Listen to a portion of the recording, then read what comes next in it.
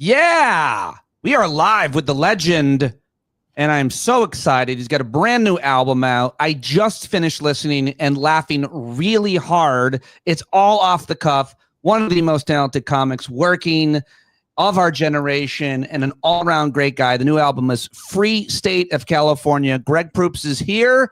There's the album behind him there as we're finding him somewhere on tour with where are you? Where are we finding you? Welcome back. Greenville. Hi, Pete. Thanks Hi. for listening to my album. I'm in Greenville, South Carolina with the Who's Live guys. And we have a show tonight. And if anybody wants to Who's Live, see what we did? We took the show Who's Line and we turned it into Who's Live. I was wondering how you possibly got the rights. who'slive.com for dates.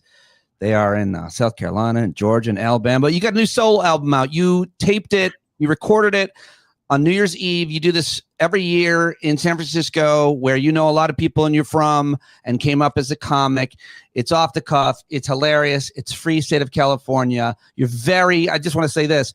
I felt attacked and unsafe as a white person. While I was walking through a white neighborhood listening to it, I felt really attacked. Why do you go so hard against the whites? Well, Pete, whites have really look at white people's accomplishments, especially right now this year, and where white men are standing right now with everybody in the public. And you know what? It's just magnificent, isn't it? It's magic. We're friendly. We're adaptable. We love young people. Some of us love young people more than other guys. I attack white people because, the dominant paradigm and all that. I really feel like punching down as a poor comedic tool. Also, I've had a couple people already come at me and say that they're from Ohio. And I do take out Ohio a little bit in this one, but I take out everywhere. Let's be honest. The South, the North, California, but I really love to take out the Midwest. It's fun for me. Yeah. The other point where I was really like, oh, this is just too much and mean, was when you attacked one of the greatest presidents ever, is Ronald Reagan. You really, I felt bad laughing. I felt very bad because he's a hero of mine. And then there I was laughing very hard. Yeah. Well, Ronald Reagan was nominally from California. He certainly did some of his best movie work there. As I was saying in the album, I think my joke was he made several movies with a chimp, and then we made him president. So if you think this whole making underqualified people into presidents is a new thing, and the object or the idea being, in between the time he made the chimp movies and the time he became president, he studied really hard to learn about being a president. That whole bit was so funny. It's weird because like you could read an essay or even a biography, a book about Ronald Reagan and one that would be critical, but the way that you talk about him off the cuff and those chimp movies, it was a really interesting distillation about how much of a fucking idiot he was and we were to buy into the fact that somehow he got to be governor, but that before he was an actor. And you mentioned his wife, Nancy Reagan, was like consulting like a palm reader, a crystal ball, and then making policy around it. The whole thing was so bad. Yeah. And that was 8 years of that. And then 4 more with Herbert Walker. And toward the end, after Contragate, which our friend Dave Foley would always say to me, is arguably worse than anything that Watergate. The Iran-Contra affair. Yeah, the Iran-Contra affair was drugs for money. They were smuggling. They were buying money to overthrow governments in Central America. They were using American military aircraft. He called the people that were killing nuns and rebels in Central America the moral equivalent of the founding fathers. At one point in the testimony, he was brought in and he said the words, "I don't know," 72 times in one hearing. So it was a private hearing, mind you. This was the old days. They got him alone and they asked him about Iran-Contra, and he went, I don't know. Well, I don't know. And yet we still believe that we have bad presidents now, which we do. My point is always that the bar has been so low for white guys for so long. I mean, How many presidents were slave owners? 10 out of the 40 or 47? Greg, calm down. Okay, there's no need to attack. You come in this. You come in here. I've said it's enough. Okay. It's the founding fathers. Okay, Right. It was a different time. Not all whites. Not even all. I can't. Not even all founding fathers owned slaves. So what about the good ones? You mean John Adams? You reminded me of what Dick Cheney passed away last week, and you could tell because there was that giant solar flare this week, and because when someone that evil erupts into the universe, of course, it creates an enormous carbon mass outside of our. Listen, I don't know how you do what you do, like the improv. I mean, I in any setting, but this stand-up album. But I'm sure you have some ideas of things you want to talk about. And I would just love to just make a request for this New Year's Eve taping. Will you be taping? Oh, yeah, absolutely. Yeah. The 30th and the 31st. Like as you go through the year a little bit, I'm guessing, or not necessarily. I'm not sure that there's any real plan or strategy. Please do some stuff. Just talk about Dick Cheney. And if I could get a little bit more specific, just remember he shot a guy in the face and the guy apologized. If you want to just remind people of that on New Year's Eve, I'd love to hear you riff longer then or now. Well, I did an album years ago when it happened, and there's when he died, I posted it on social media about the man shooting him. What was it? A couple hundred rounds of 20 weight bird shot, which I said hit his best friend in a Shakespearean matter from knave to chops, and then he apologized for it. And I said, it's been a long time since we've had a vice president arrested around here for shooting someone. I think you find the last one was Aaron Burr when he shot Alexander Hamilton. Yeah. Are you from New Jersey? No. Well, that's where it happened. When Dick Cheney died last week, or whatever happened to him, he passed on.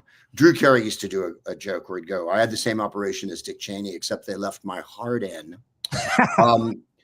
Dick Cheney did one good thing in his life, and that was last year when the election was rolling, he went in public and said, you mustn't vote for Orange 45. He said, you've got to vote for Kamala Harris. And for someone of his magnitude and evil and a lifetime of right-wing politics to say, vote for the black woman, I thought, well, there you are. Of course, people misinterpreted and were like, she's got Dick Cheney on her side. It's like, no, he saw that what was going to happen and what has happened. Having said that, years ago, I was in Aspen, right? And it wasn't the Aspen Festival. I don't know if you remember the Aspen Festival. Yeah, I do. Yeah. It was a chance for network people and millionaires to get together and do cocaine over the course of 4 or 5 days in a warm, comfortable atmosphere, high in an alpine setting. And there was a guy who opened a comedy club in that town, which is no, why did you do that? Anyway, right. He had me there the first week. And then all the comics he had booked after me were like Keenan and a bunch of black dudes. And I was like, do you know where we are? There are no, it's Aspen. So there's millionaires, then the billionaires live there. And then all the people who work in Aspen at all the restaurants live down, I'm pointing to orient you, down Valley, right? The Valley. So anyway, it was the ending of the second term of W. and Cheney. And I was doing 30 minutes on Cheney and I wouldn't. And finally, and the audience was kind of not that receptive because they were rich people. Finally, a rich guy in the front went, and you'll love this, Pete. Enough. That was the whole heckle. He didn't yell. He just went, enough. And I went, Dick Cheney's polling at 16% right now. And I found you. I found the 16%. It's sadly an anecdote that any performer and any comic can relate to that has ever performed in an affluent setting or country club, or specifically in Aspen. You're talking about the HBO, the old Aspen Comedy Festival. I never performed there. I tried. I never got in. But I did perform stand-up in Aspen as part of the Aspen Ideas Festival, which is something obviously different, with the Aspen Institute. When I was at Sirius, I created this part. Anyway, there I was on stage, just like you're describing it, in front of the wealthiest. And it was that week where Aspen Ideas, so even wealthier people. So in the audience, I knew there were like 3 billionaires or multimillionaires. Michael Eisner and Barbara Streisand were in the audience. But it was the only time I ever did a joke. I mean, I just made it up in the spot because why would you ever write a joke about credit default swaps? It was post financial crisis, so it was like 2012, and I was underwater on my mortgage. And the joke was like, I finally have an audience of people who I can blame. Yeah, and I'll never have this again. But the exact same thing happened. I think the rule is, in front of a super rich, affluent audience, the first 2 jokes at their expense, fine. On joke 3, they're like, I earned this. Yeah. No, right. I earned this. That's so good. It's so true. I was asked to do a benefit once, and it was for starving children, and it had a great, rich people charities where none of the money goes to the charity, but they have a big party anyway. It was called something like Children Are Hungry Too, and or Hungrier Children, something. And they had all these fancy stars. Jeff Daniels was there, and Chaka Khan, and I was hosting, and I think it was Frank McCourt or one of those billionaires. And it was during Bush. And I got up and I did 5 minutes on Bush, and everybody laughed. And he came up to me. And by the way, I was doing this for free. He came up to me and he went, hey, you, he didn't know my name. You, we have a lot of Republicans here tonight and those jokes. And I went, hey, I'm not getting paid. So why don't you tell it to the organizer over there? And he, because as you know, rich people. And once I was in Hamptons, and it was a summertime gig where they didn't have their theater, and so they were doing comedy on the weekends at this little theater in the Hamptons. Yeah. So you've been to the Hamptons. I don't know if you have. It's hours east of New York. Yeah. It's nowhere near New York. Like in my mind, I'd always pictured, there's a turtle and a boat or whatever. And when the guy drove me there, I was like, how far is this? And on the way, he's like, Jimmy Buffett lives over there. And Billy Joel lives over there, right? Like he's hipping me to all the mansions. Yeah. We get there, and there's a shitty hotel, if you can believe this, in the Hamptons, which is where they put me. The kind of hotel room, Pete, where the air conditioner went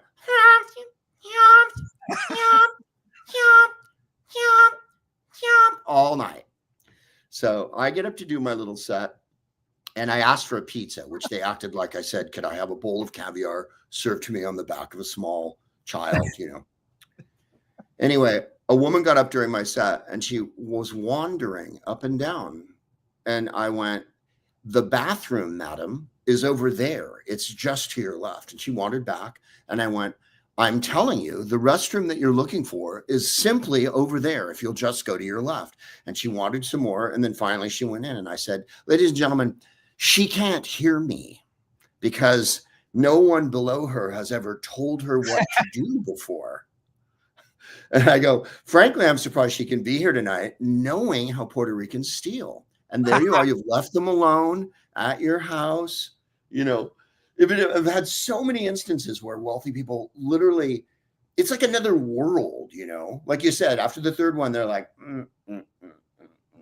By the way, the stereotype of like brown people stealing. I mean, I used to open for Lisa Lampanelli, and she used to always just be like, oh my God, Lisa.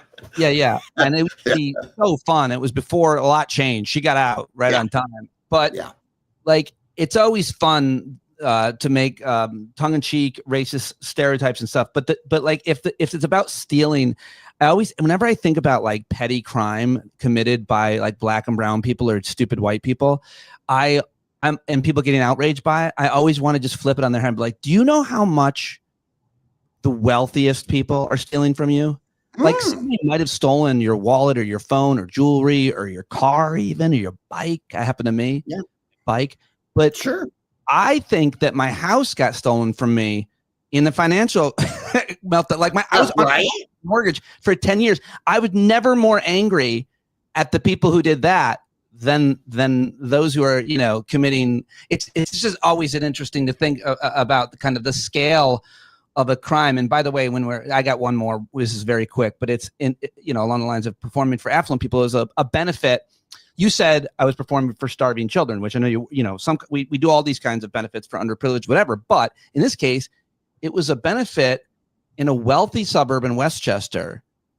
And it was all wealthy white families, Greg, and it was to raise money for their trip to take all their sons on the baseball team to the Hall of Fame. What? And it was like a fundraiser to raise. And I just went on stage and I go, I do all kinds of worthy fundraisers. I go, but you're rich people raising money to take your kids to the Hall of Fame. Like, why not just pay for it? What am I doing here? Yeah. Why are we raising money? They really had a benefit for themselves to raise money to drive 4 hours upstate? I don't understand. I made the 20 minutes. I just made fun of them. I go, all this money should be going to anywhere but yourselves. Anyway, you talk about Did white they laugh people. at all? Yeah, they were able to laugh at themselves.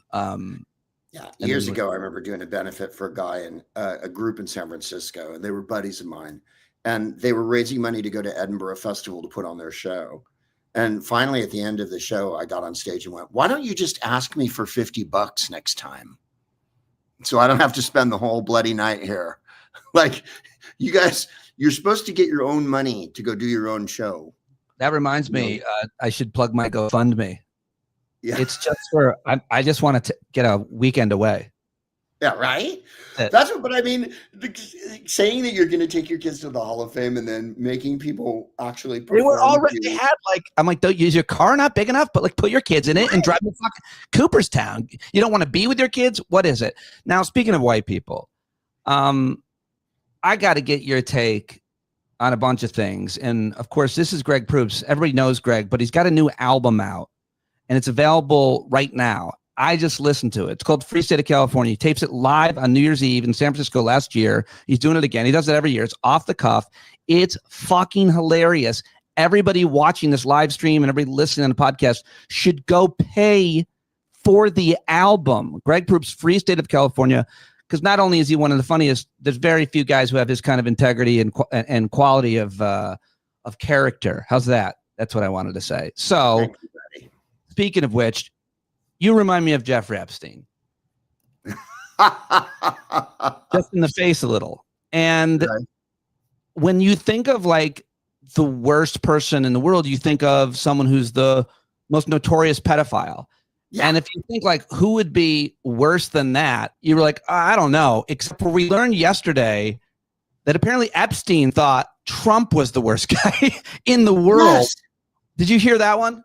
Yeah, and he wrote, what was it? No, not a cell of integrity. Dangerous. I've known some bad guys. I'm misquoting it, but I'm getting it kind of in the room. Yeah. He said, I've known some bad guys, but no one as bad as Trump. And this is a pedophile who trafficked young girls. Exactly. To other men, to other people. His partner, Ghislaine, who's in federal penitentiary, much nicer federal penitentiary than she was, is in for 30, 40, 100 years because what they were doing was unspeakable. And he said that Trump was dangerous. If people could just imagine two other notorious sexual assault, the Penn State coach Sandusky and the Olympics doctor, gymnastics guy Nasser, those two names might ring people's bell that you tried to forget them, but I just remind you, imagine either of those two guys saying another guy was really bad, and I would say that is Donald Trump, or that is the equivalent of Epstein talking about Trump, like Nasser being like, I sexually assaulted hundreds of young gymnasts, but that fucking guy over there he's bad. Yeah, he really liked it. I mean, how awful do you have to be? I think part of the thing too was, and Epstein even talks about it in those emails, is that Trump doesn't have any money, that it was all on paper. The $100 million home that he got a fee for being the agent on, and then he bought it for 100, undersold it to the Russians, and then lied about it, took the depreciation. And in the email, Epstein of all people, the man with no integrity whatsoever, says, I don't think he ever declared any of that. And it's like, he was as good. By the way, they had Thanksgiving dinner together 2 years into his presidency, right? Or year in to 2017, they had Thanksgiving together. This is while Donald Trump was president. So like this whole, I don't know him, I haven't talked to him in a long time or whatever. They were consorting the first term until he had his Justice Department arrested him, if you recall. His Justice Department put them in that jail. And then whatever oblique thing happened that Bill Barr never answered for, Jeffrey Epstein met his demise. We're calling it a suicide, of course. I won't contradict that because I don't want to be sued. But hey, if Epstein thinks you're a creep, wowzers, McDougal. It really is like Hitler going, have you ever eaten with Stalin? I mean, he's just a pig, He uses the knife to pick up his peas with, and except for it's not dinner; it's assaulting young women, or children. I'm not supposed to say underage women. I'm supposed to call them children. They're children. If you're under 18, I used to talk about it on my show and say, if you're having sex with a 16-year-old, you had better be a 16-year-old. Yes. Then it's okay. We did that in high school, and after that, not we, the collective, I mean, me and my friends. How old were you when you first made love to a woman, Greg? Oh, kittens. 16, probably 15, 16, somewhere there. You were so hip. Yeah. Right? Maybe was it you? Was it California? Was it the time? Like I didn't I know almost nobody in my high school did, like one or two, and only if they were like that I knew of, if they were going out for like a while. It was very pious. Well, it was the 70s, and like that. I'm not saying that it was some sort of magnificent performance that should be immortalized in song or anything. It wasn't exactly. I also want you to talk about losing your virginity on New Year's Eve. Oh, please no. So let me go back to right now. There are all these arguments. I just want to know how you talk about and handle this principally. I'm engaging with the MAGAs and my local town Facebook page, which I enjoy. And, just in general, you even see this. I'll be on CNN tomorrow night. This might come up. I doubt it, but maybe one of those right wingers at the table. Well, they'll say, what about Joe Biden and sniffing girls' hair? Or what about Bill Clinton? No. And for me, it's like, here's the thing.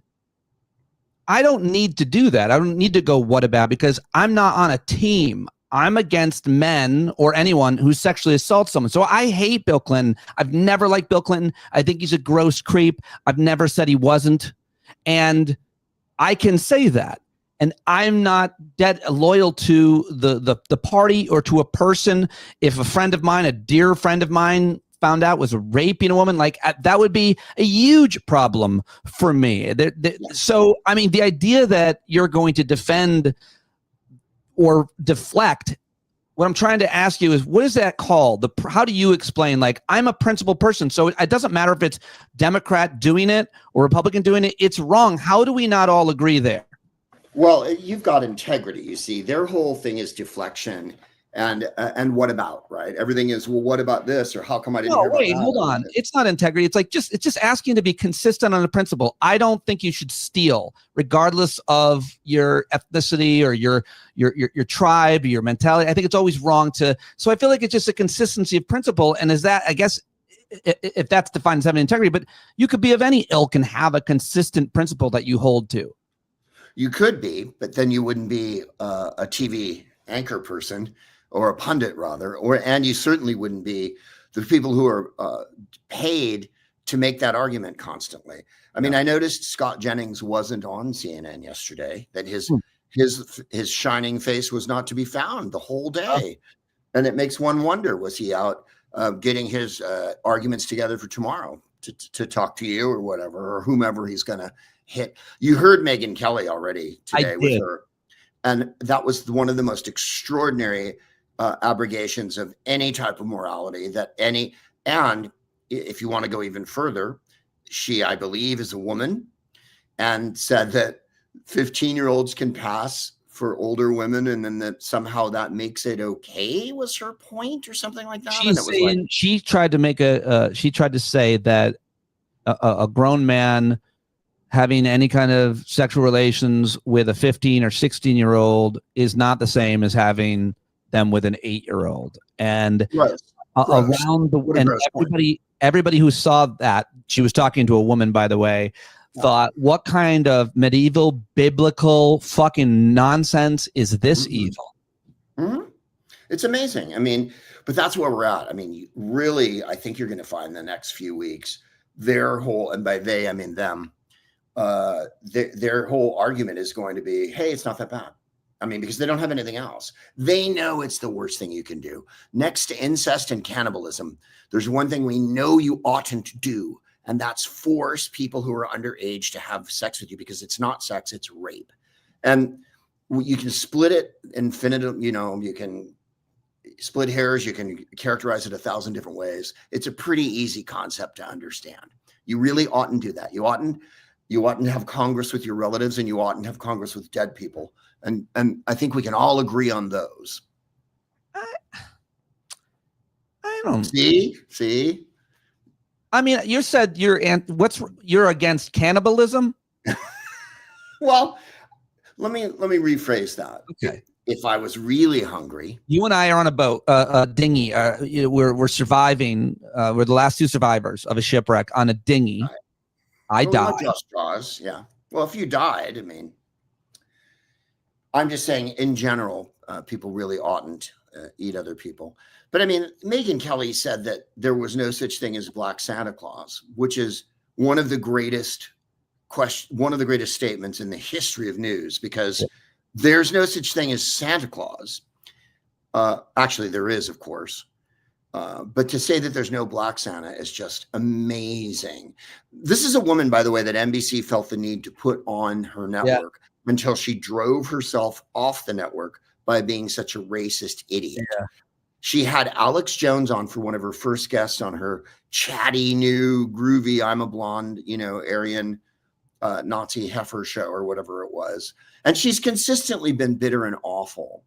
It's only because she's good looking and skinny and blonde that they kind of really keep trotting her out there every 2 seconds. Well, she's smart and tough. Yeah, that's right. Like Bill O'Reilly was, hey, don't come at me. Don't get my Irish dander up, or I'll hit you with one of those great arguments, like I did with the woman who was massaging me and when I took my knob out and she had the loofah and whatnot. He's back. Like I love watching him and Chris Cuomo talk. I'm like, those are the two gentlemen I'd like to have around my kids. So, I mean, going back to just this Epstein thing, I feel as though there are a lot of people on the right who are clamoring for this, and he promised to give it to them. They all did. And now he brought them to the promised land. And it's like, nope. And you're not going to have it. And they're upset. And I don't know if you're paying attention to this very charismatic, handsome young man, Nick Fuentes. Oh, yeah. But he has a lot to say. He really does. And he's rising, hoods off, hoods fully off. And I think splintering the MAGA movement. Yesterday, when all this was breaking, Fuentes tweeted that MAGA is dead. I then wrote, the day that MAGA died, you replied to my post with lyrics to the day that MAGA died. And your reply to my post, I woke up to a friend going, you need to read this thread on the show, which I did this morning. It was very, very funny. But my question to you is just about him and the splintering that I think he and others are causing, and that this Epstein thing is causing. Is MAGA dead? I don't know if it's dead, but they're certainly, contrary to what all the media will tell you, they're not one big unified front right this second. QAnon was a promise, right? It was an insane promise from the Philippines or whatever, that we were going to find out who was doing what, and we were going to get to what's what, and that there was pedophiles and pizza and this and that. And it turns out, hey, projection and reflection is the whole enchilada. And now here we are. They promised they were going to reveal it, and oops, it was the wrong person to reveal it to. So Nick Fuentes, that scintillating light in the darkness, isn't the only MAGA person that's pissed off. There's dozens of them, and they're all over. I'm not on Twitter anymore. I refuse to call it X because X is a Nazi symbol. And they're all over Twitter going bananas because they feel betrayed.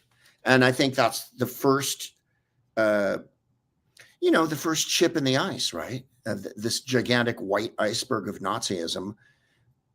They're going to attack each other almost before they attack everyone else, because they have these rules that they made up that are all pretend rules, because there is no reality.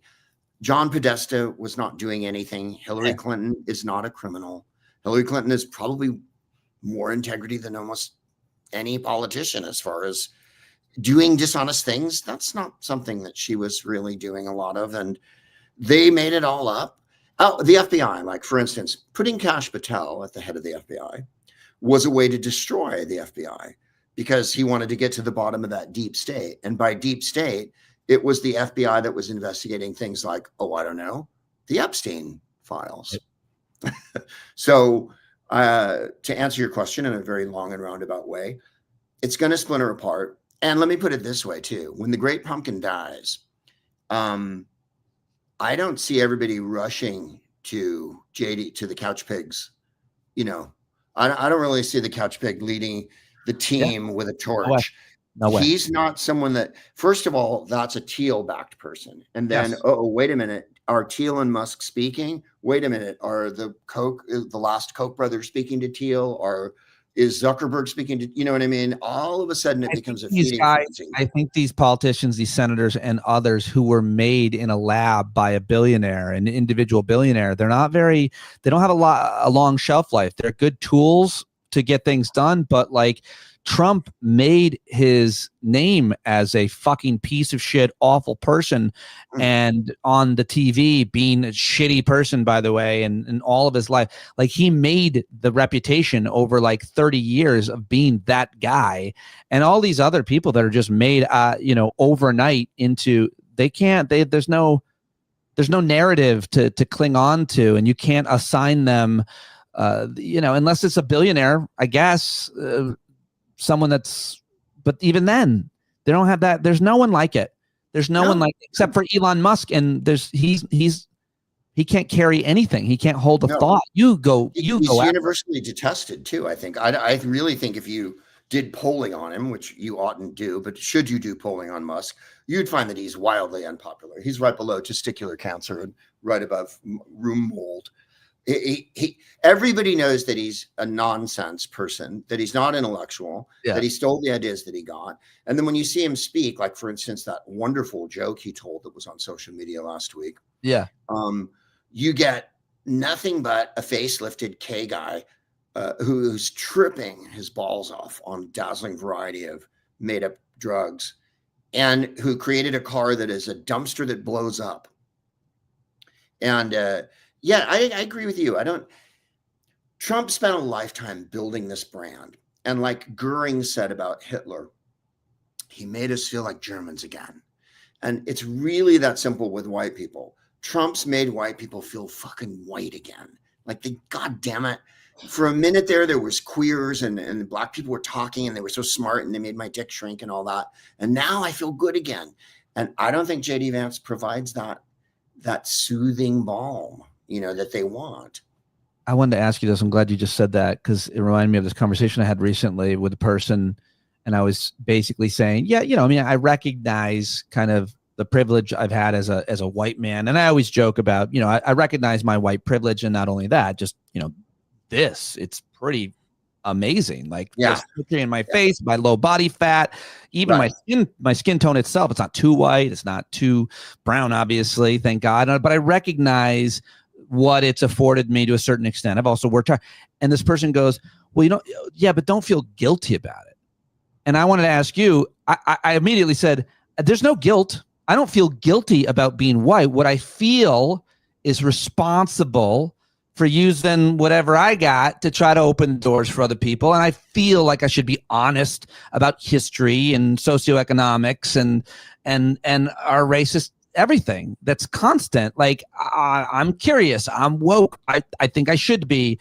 But it's not guilt. So my question to you is, what if someone said to you, Greg, you're always going after the whites, the blancos, and it's because why do you feel so guilty about your whiteness, about being this beautiful, talented white man? Right. Well, I mean, in this world, we're lucky because this is white world. Like, we were born into the white world and we happen to be white guys.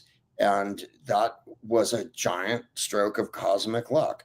If you were born 500 years ago in another continent, you might have been a slave your whole life, or forced to work in a salt mine or something.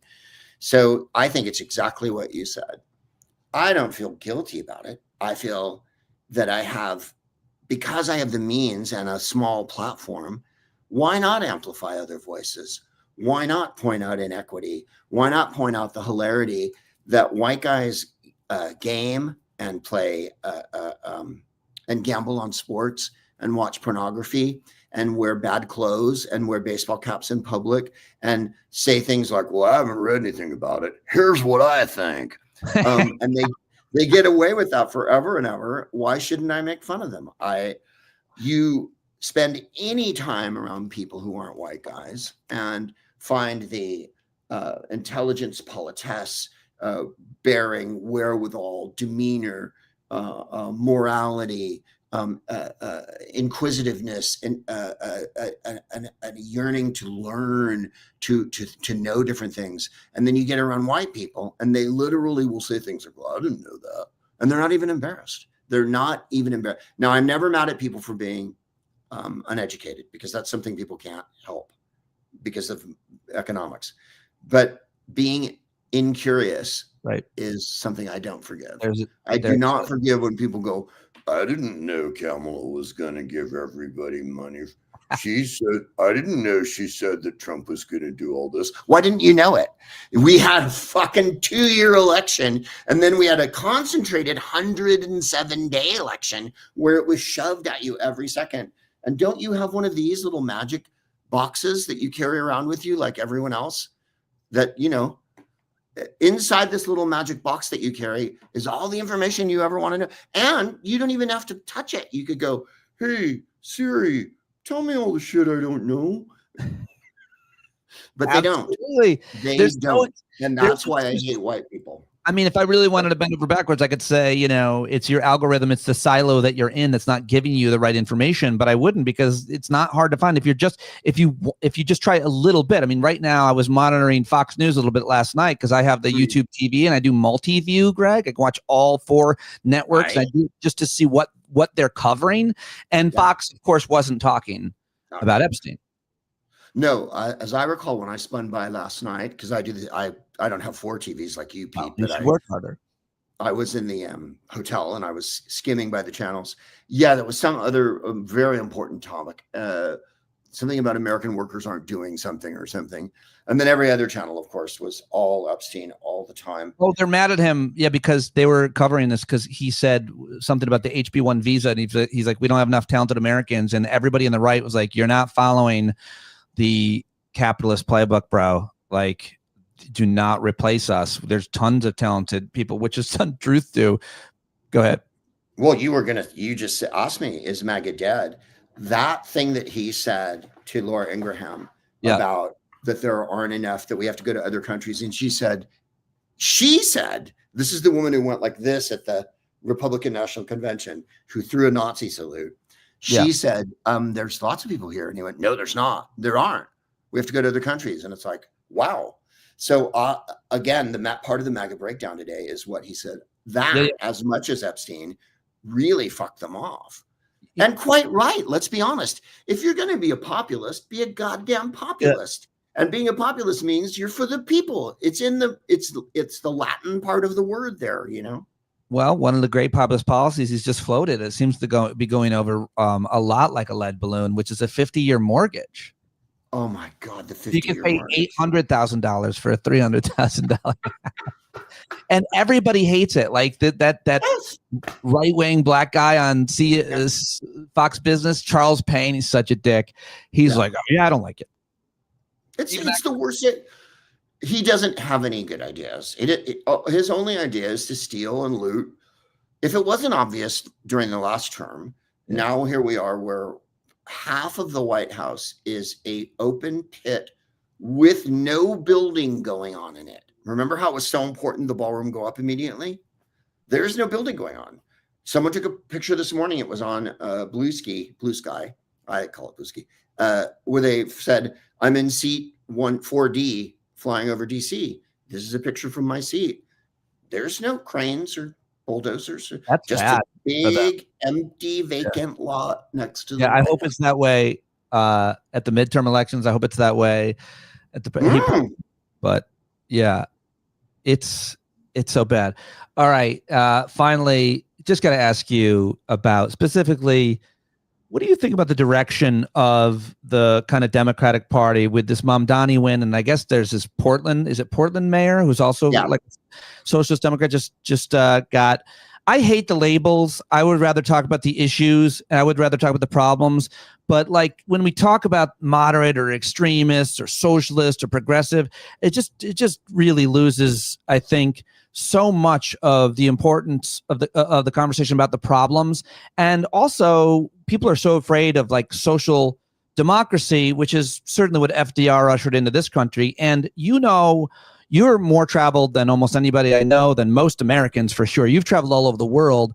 It's my understanding statistically, I don't know how you measure happiness, but you can measure mortality. It's my understanding in a lot of the countries that have the tenets that people like Mamdani and Bernie Sanders and others want to introduce to America or bring back to America, those people live longer. You can measure that, and harder to measure, but still, they always say they're happier.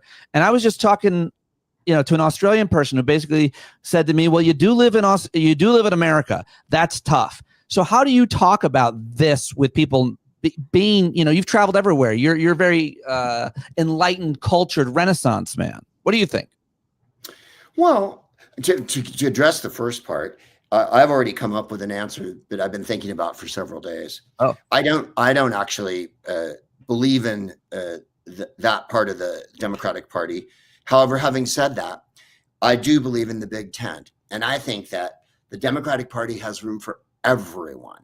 And I mean everyone, from social Democrats to slightly right-wing Democrats, i.e. the one who left in West Virginia, Joe Manchin. People were mad at him always. But you have to understand, he has to go back to his constituents and tell them what's what. And they don't want to hear defund the police. They don't want to hear socialized anything. We're talking about white people in West Virginia, and West Virginia is 98% white. So it wasn't the Joe Manchin. I didn't love him as a person. I'm just saying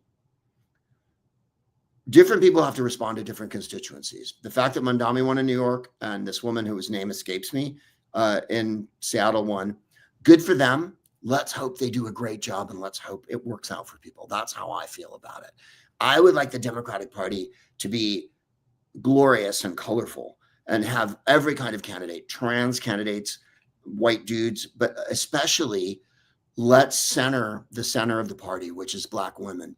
Black women seem to know everything about what's going on. They vote for what they call, and we all should call, harm reduction, meaning maybe you didn't love Joe Biden, but you knew that he was a better candidate than Donald Trump. So this goes back to every election I had to vote in. We're talking about Reagan and stuff. I voted for Fritz Mondale, Walter Mondale in 1984.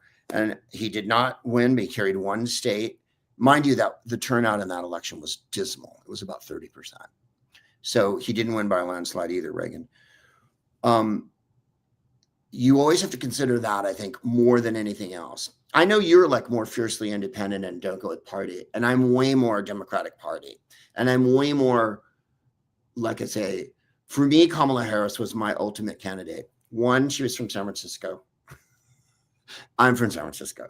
Two, she was a Black woman, who are the people that I would like to see in power, because I don't see a lot of Black women becoming right-wing Nazi idiots other than your odd Candace Owen and whatnot. And look at Angela Alsobrook and Lauren Underwood, the women that are Jasmine Crockett. There are some fabulous, Black women in the mayor of every bloody city, Atlanta, DC. We had a Black mayor in San Francisco, right? DC, everywhere. So I think there's room for all that thought. And I think we should entertain all that. When it comes to pragmatics, however, that's where I get chuffed off with the left wing of the party seems to be more interested in ranking on Democrats all the time than the real enemy. And the real enemy is the fucking Republicans, you guys. Yeah, I bet you we disagree. I bet you we disagree on nothing. Also, Mary Sheffield was just elected Detroit mayor, Black woman. They're pretty yeah, Mary Sheffield. And is she good looking? She looks like a model. I wasn't going to say anything, but yeah, she's a very, very attractive woman. Oh my God. Did you see her dancing the hustle the other night after she won? They were in a nightclub and she was doing, I'm not kidding, the hustle, which we learned when I was 14. Understanding it's always good to be an attractive politician. But my understanding is that's free Her ninth best quality. Well, there's her. There's JB Pritzker. So Paul Gosar. Lucy Graham. Yeah, no, I think I like I think it matters. I'm realist, so I think like your style, your presentation, all that matters. But policy wise, I mean, I think I identify a lot with someone like Elizabeth Warren, or someone like, she's not a politician, but like Lena Khan, who is the former FTC chief. Like, I want someone who understands how to regulate the things. I want someone who understands how to regulate capitalism. We're not getting rid of it anytime soon. I want someone who understands how to prevent consolidation. I want someone who protects consumers and from predatory anything industry. So I don't know what politics that is, but I want government to protect me from dirty, filthy capitalists. And then we can talk about everything else as well when it comes to gender and race and all those important things. But I think that, your Elizabeth Warrens out there, if it was, but I also love AOC. I'd vote. I think she should be president. What do you think? Well, I mean, that's where we disagree. I wouldn't vote for her. If she was the only one and she was up against a Republican and she was my only choice, I would vote for her. How dare you come into this space and say you invited me? I'm going to go Scott Jennings on your ass. You know what? I'm not even, based on that criticism, which wasn't really a criticism, I'm not going to plug your new album, which is available today, Free State of California. No one should buy it. Earlier I said everyone should buy it. Now I say no. If you bought it, can you return it? Can you return a comedy album? All right, I love AOC. Imagine if someone said, I listened to your new album and then I liked it, but I returned it to get my money back because I couldn't. Right. I undownloaded it and I demanded that SoundCloud or whoever it was I bought it from, I demanded that Spotify give more money to right-wing comedians because they haven't done enough so far. See, I'm going to let you go. See Greg live. Go to whoslive.com to see the improv group. They're on tour right now. He's in South Carolina right now. See him doing stand-up again on New Year's Eve for the 5th year in a row. Punchline, is that right? Oh yeah, I've been way longer than that, but this will be our 5th year in a row making an album. It's the 5th year in a row. You always do New Year's there, but this is your. I've played San Francisco New Year's since 1985. I think I've missed one year. Wow. Yeah, wonderful. I have had the very good fortune to get to go to San Francisco every year for New Year's. And I'm going to mention Jackie Kashian's playing with me. And Jackie Kashian's a headliner, and she has her own new special out, and she has her own new albums. I got in touch with her and I said, listen, because she knows every woman comic in America. I'm sorry, I know you want to let me go, but let me just tell you this quickly. No, I don't. I don't play with perform with other guys on the bill. I didn't the last 2 or 3 years I was on the road doing stand-up. I know there's a couple other guys who do that. I think Jesselnick and a few others. I don't think Anthony does it, but I quit having men be the opener in the middle because then it was 3 men. So I thought, well, if I have 2 women, then it's a little more representative of perhaps the people in the room. Because when do you go into a comedy club and it's 100% men? That would be never. So, and certainly the staff isn't. In any case, that was my reasoning. And I got in touch with Jackie and I said, listen, can you hit me to some women that might want to do New Year's with me? And she said, I'll bloody do New Year's with you. And so I was like, oh my God, that was like my dream come true. And I told my wife, Jennifer, and she's like, awesome, Jackie's, because Jackie's fantastic. And I've known her forever. That's a great show. I almost want to fly out there for that show. Jackie is great for a woman. Do you think women are funny? You think women are funny? Yeah. Yes, I do. I'm weak like that. I love it. Jennifer Saunders. We were talking about Joan Rivers in the bus today because I had the fortune to know Joan Rivers, and she was very funny indeed. I got to very caustic. I got hired on a pilot she was doing for Comedy Central to do warm up on this pilot, and she was really cool to me. Unlike Michael Ian Black, who didn't talk to me at all, but luckily I remind him of that every time we talk now because we're good friends. Yeah, I tell him every time. I remember when I warmed up for your pilot on Comedy Central and you made no eye contact with me. Anyway, Joan Rivers, I love Michael. Joan Rivers was so nice to me, and then her manager called me and said, Joan loves you. Would you open for her in Atlantic City? And I was like, well, I don't really think women are funny, but I guess for June, it was the greatest. Like, I bombed. Yeah. One of my jokes was bomb. It was a like hacky George Bush's stupid joke, and she had a surprisingly conservative audience. 1,200 people in Atlantic City, and it's just not going good. And you know, when you're bombing in front of another comic, all I hear is her cackling at my bomb. And it gave me like the confidence to finish. Then she went on and did the most offensive joke I've ever seen to this day, which was basically on 9/11. She's a well-known widow.